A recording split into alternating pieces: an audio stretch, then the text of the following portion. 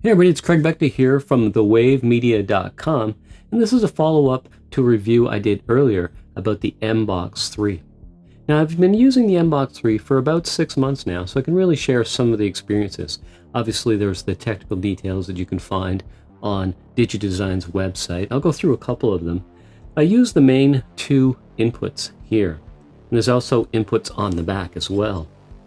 And basically, they're XLR mic inputs on the back, and in the front you can plug in a guitar or your bass or whatever it is that you want to use. I also use the headphone jack on the front of this, and I think at the end of this little segment I'll zoom in and you can look at the actual front and back a little closer.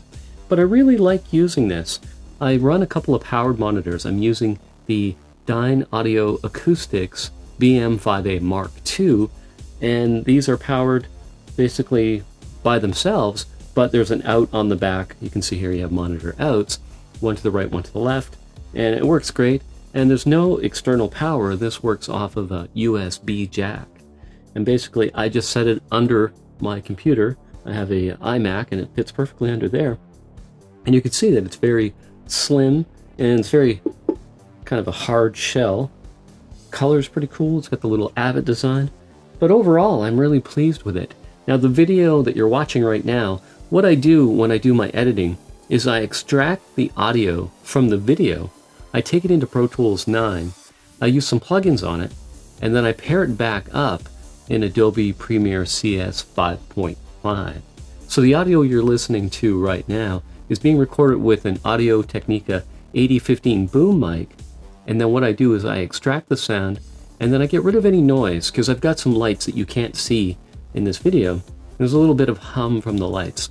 So with Pro Tools, I can use some plugins, extract the noise, do a little EQ, boost up the track, add some compression, and it sounds great. So if you're listening to the audio and you think the audio is pretty good, it's basically because I used Pro Tools to improve the audio, and then I synced up the audio with the video using Adobe Premiere CS 5.5. So let me zoom in and I'll show you the front and back of this a little closer. Okay, now we're looking at the front, and you can see here you've got your input 1 and your input 2. You also have the gain control here as well.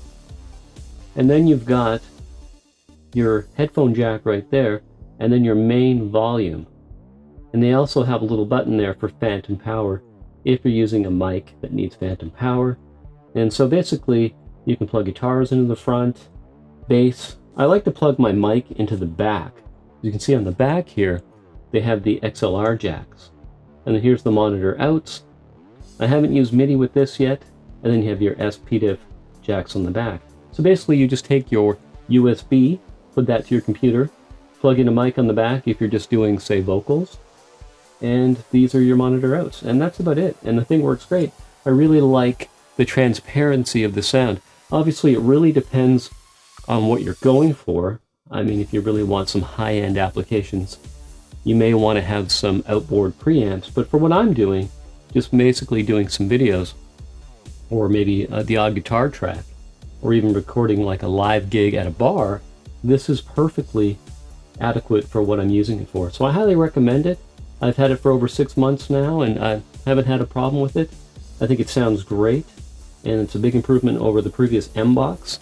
And so that's my review for the Mbox 3. So there you have it. The Mbox 3 is pretty cool. I've had it for 6 months. I like it. I think you should check it out. It's definitely worth checking out. I really like the Pro Tools software. So for me, it was an added bonus to have some improved hardware. Seems like it took them years to really improve on this. And I think it's really great. I think when you're thinking about price point, you're always kind of thinking, well, what's the best for $500? Or I'm going to spend $1,000 on monitors. What's the best value? And I really think at around the $500 price point, I think you really can't go wrong. You get the software, you get Pro Tools 9 with the hardware, and they work really well together, and I think it's a really good buy. So anyway, check out the Mbox 3 when you get a chance. Thanks for watching this video, and I'll see you in the next one. It's Craig Beckta from thewavemedia.com.